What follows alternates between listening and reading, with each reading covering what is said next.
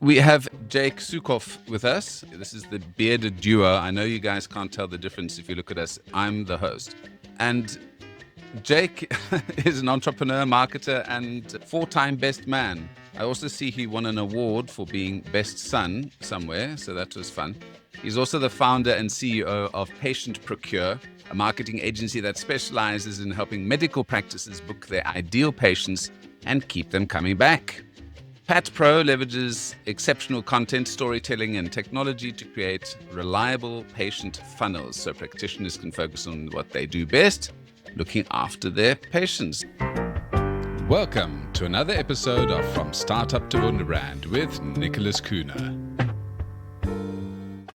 So let's talk about your company, Patient Procure, and exactly what it does. How do you separate yourself from agencies that are perhaps focusing quite broad in the market and can solve everyone's problem? What is specific about Patient Procure? Patient Procure, this is a new venture of mine. I founded it in August of 2024. And as mentioned, we focus only on healthcare companies. That can be anything from a large multi-state operator that has 100 or plus locations across many different brands within a private equity roll-up. It could also be one practitioner physician operation where they have a very specific concierge practice that doesn't take insurance and is only focused on a very specific type of patient. And I do it because two reasons. First of all, I love having some small part in promoting healthcare within this country. It is challenged industry currently, and there's never been a greater need for helping patients get connected with the treatments that they really need. And I decided to focus on healthcare specifically. It could have been any single market, but healthcare specifically, because doctors want to work with people who understand the unique challenges that they're dealing with. And it's allowed me to create mechanisms to help them build their personal brands and the brands of their practices and see lots of different types of them and just generate experience specific to that industry. Another key differentiator is that the medical industry has quite strict laws governing what you can and can't say. And I think it's the HIPAA laws that you need to be aware of. How does that impact your choice of agency? It should impact it for practitioners dramatically. There are many marketing activities that you are not allowed to do, and there's many that you're allowed to do that physicians who I've spoken to don't know that they're allowed to do. We have attorneys who focus on HIPAA policy and healthcare law within the country on retainer. So when I have a specific challenge that I want to make sure we're compliant within, I can reach out to them and make sure that they are educating us and informing our clients so that we don't make any mistakes, because HIPAA violations are, any physician listening to this knows this, anybody who's not in the world, you don't get dinged one time. It's never one time. If you're non-compliant and you send an email to 1,000 practitioners or 1,000 patients rather, you are potentially getting 1,000 different violations, and those expenses can rack up very quickly. So of the utmost importance to make sure you're working with somebody who understands those intricacies. Now, I see you operating at home. Does this mean that the rest of your team is sitting downstairs comfortably, or are you using a more sort of modern way of running an agency where you're being more cost efficient and being able to share those savings with your customers? Well, my wife and two children are definitely my bosses. So if you want to consider that, then the C-suite is directly below me, but no. Yes, as you alluded to, I run a fully distributed team. We've got about 15 or so people right now across the entire world. Lots in the Philippines, some in South America, throughout Europe, in Canada, in the UK, a few here in the US. And that's been a really fantastic experience so far. We live in a world where it is just as easy. You have to account for the time difference, but outside of that, as long as you're comfortable with some asynchronous communication, it is extremely easy to find talent all around the world, and there's no reason why the country you live in should inhibit you from working with great people all over the world. Another aspect that I'd like to chat with you about is a lot of folks sometimes don't understand all of the channels that are out there for them to use to market themselves. We've got TikTok, Instagram, Facebook, Google Business, YouTube, Pinterest. There are thousands of channels out there. And if you're a small business, it's very difficult to decide which is the right one for you. What do you think is the best practice or that you found in dealing with customers to choose a channel that works with them? Do we choose one channel? Do we choose all of the channels? And maybe some of the pitfalls of that process. It's a really great question and one that I'm really happy to talk through. It's never been easier to spin up marketing efforts in many different channels.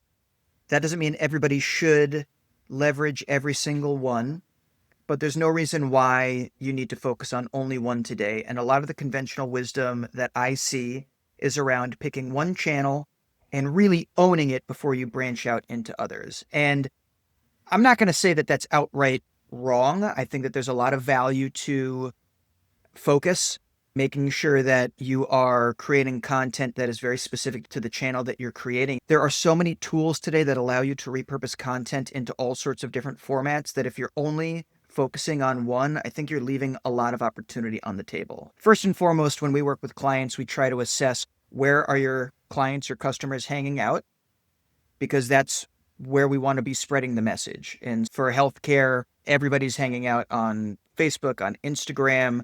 There's lots of people on TikTok. And then on the professional side, there's lots on LinkedIn. So when we're looking at our practitioners' personal brands, when we want to think about them getting speaking engagements, or if they're publishing research and we want them to get a little bit more visibility, we're looking at LinkedIn for those. If we're thinking more about connecting directly with one of their patients, we're thinking about publishing some educational materials and their own expertise on Instagram, on Facebook, on TikTok, and then, of course, via email and some long form pieces.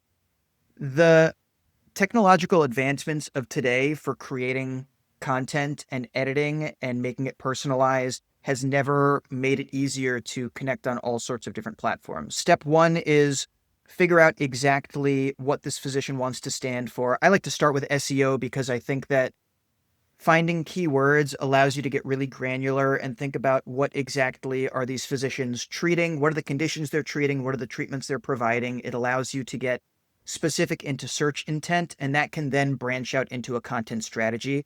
Once you understand that, then you can think through where are these patients hanging out and where should we be creating content.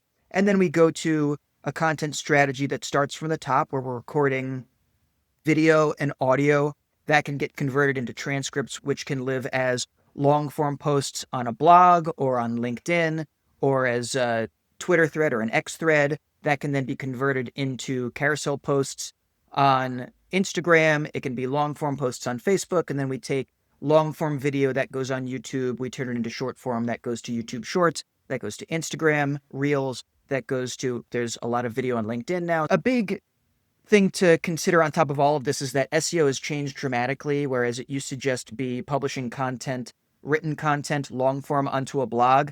Now social media has become a huge part of SEO. So making sure you understand what you want to stand for in these pillar topics and then making sure that they are repeated at scale across lots of different channels is extremely important. And as I said from the beginning of this topic, yes, you need to be a little bit discerning about the number of channels. I don't necessarily think everybody should be on every single one, but you don't need to just say, I'm going to focus on Instagram, only Instagram. There is no reason why you can't be repurposing a lot of that content to a lot of different channels as well. And it will absolutely benefit you to be in a lot of different places. You're talking a lot about top of the funnel, which is more the brand building and awareness and consideration side. When it comes to actually the nitty-gritties of getting customers, that's different to sending out social media posts. So how do you tie those two together? So first of all, on all of these channels, there's content that's generated that's top of funnel, middle funnel, and bottom of funnel. I would think that the more educational side of things are going to be top of funnel, where some potential patients don't even really understand the condition that they're dealing with. Maybe they've just been diagnosed. Maybe they're still learning about what it means to be suffering from this condition or disease or ailment or have the necessity for it. Then as you get further down, the treatments are going to be more into the consideration and then introducing these patients to the practice, understanding who are the physicians behind this practice? Do they have very specific methodologies that they should understand? Getting an introduction, and this can be long form written. A lot of this is also within long form video. We have introductions at the top of funnel, which is this is the practitioner, this is their healthcare organization, this is how they approach their treatments. And then bottom of funnel is more, this is the very specific surgery that's going to be done. This is the non-invasive or the slightly more invasive treatment. So on the SEO and organic social side, we can definitely tailor to top of funnel or middle of funnel or bottom of funnel based on the type of content. But you can't talk about conversion and bottom of funnel without talking about paid ads. We do a lot of content via meta ads and also Google search ads, some more performance max and display as well of late. But I really like how Google search ads tie in very tightly to an SEO strategy. So that's where I like to start with clients, especially healthcare clients when they're dipping their toes in the water and they don't have the best understanding of what lifetime value of a patient means. And so explaining what the return on ad spend is going to look like for a lead is a little bit more complicated than, say, a direct-to-consumer brand where we can very specifically point to, for every ad we run, this is the number of conversions we need in order for it to make economic sense. So Yeah. there's a place for all of these strategies, and it's up to the agency owner or the freelancer or the contractor to work with their client to help them understand what their options are. None of this is rocket science. I'm working with people who've gone to medical school. They can very easily dedicate time to this and figure it out if they want to, but they shouldn't have to, and they never want to. They didn't go to med school to run marketing campaigns. They did it to treat people. So I want to help them get their name out there and help patients understand what their options are so that they can, as you said in my tagline, I want them to treat patients. That's what they're passionate about. That's what they want to do. I do think that, calling back to what you're talking about earlier, you want to pick a marketing agency who will help you understand your options and work with you and not just say, this is what you need to do. There are so many levers that can be pulled in marketing that you can often be paralyzed by that choice. And so you want to work with somebody who feels like they're a part of your team, not obfuscating what's happening behind the curtains and making you feel more confused than learning about the process. Yeah. One of the experiences I've had with people who haven't studied marketing is that marketing is the fun part of business, or is seen as the fun part of business. So doctors, even though they should be focusing on business, will say, oh, marketing, I can do that. That's the fun side.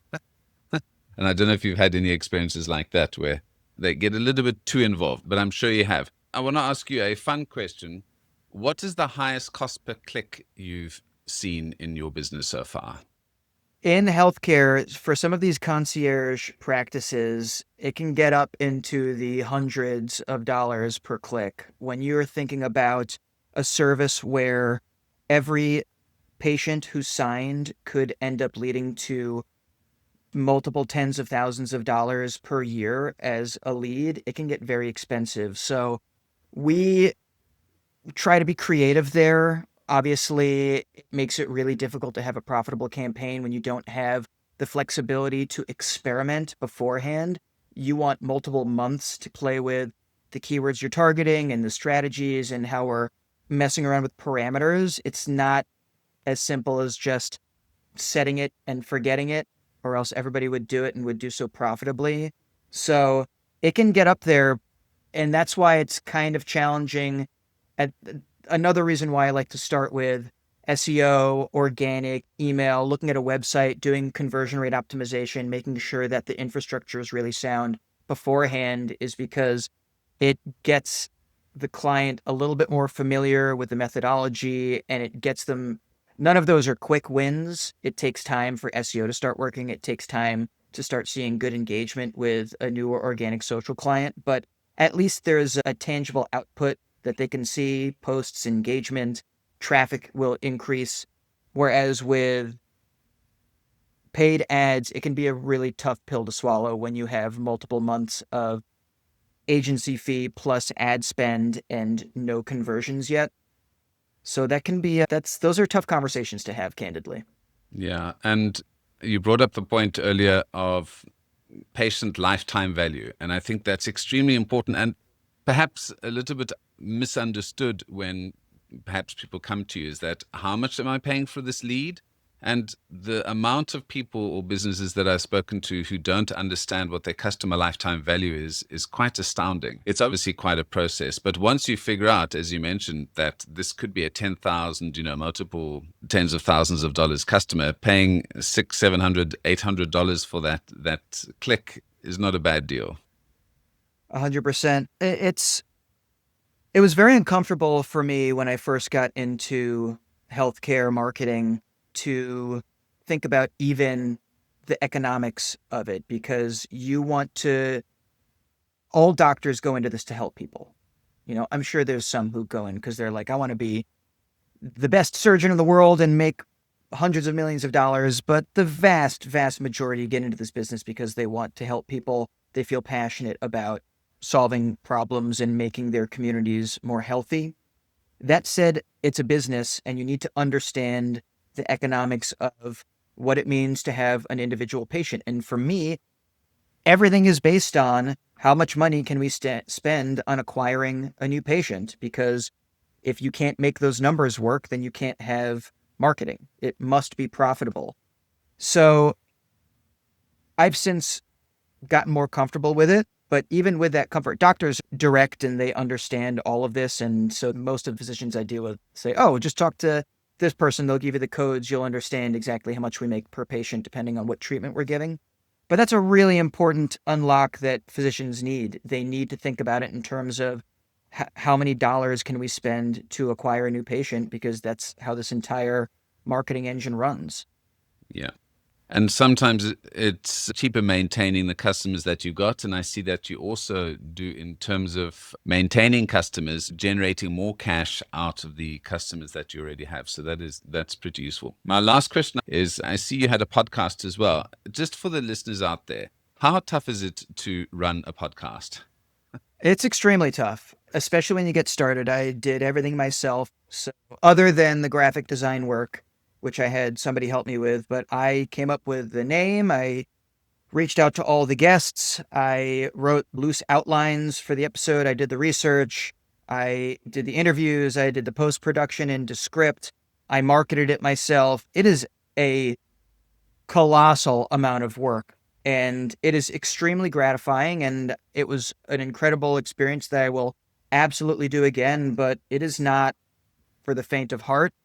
And the vast majority, I think, don't even make it to 5 episodes because they get started and they realize it's not just rolling up to a mic and speaking. But this is why there's actually a very tight correlation between this and why I do what I do for doctors. We create this ability for them to just look at the camera and speak into a microphone, and we turn that into YouTube videos and Instagram posts and LinkedIn posts and Google business updates and everything they can imagine, because it's easy to just get up and speak. It's really hard to then translate that into a real comprehensive and comprehensible piece of content for somebody to consume and then do it at scale consistently for a long time. So I hope you have a lot of help, Nicholas, because I know it is not easy. Yeah, it is a labor of love. It's good fun. You get to meet a lot of interesting folks. And the main point that you brought up there is that content creation is quite easy, actually. It's what do you do with that content once you've got it and how you apply it onto all these channels. And that's a challenge that a lot of folks have. Jake, where can I send folks to learn a little bit more about Patient Procedure or patpro.com? PatientProcure.com is my website. If you want to learn more about me and the cheeky side, you can go to heyjakey.com, which is my more personal website. And you can find me anywhere on the internet by just Googling me. It's all good stuff. I got rid of the bad stuff. Yeah, if you want your eardrums rattled with Jake's guitar playing, go and check out his personal website. But Jake, it's been great having you. Thank you so much for those nuggets. I really do appreciate your comments. So why not go and watch this live on YouTube, or go to my website, kuhne.no. That's kuhne.no for more information.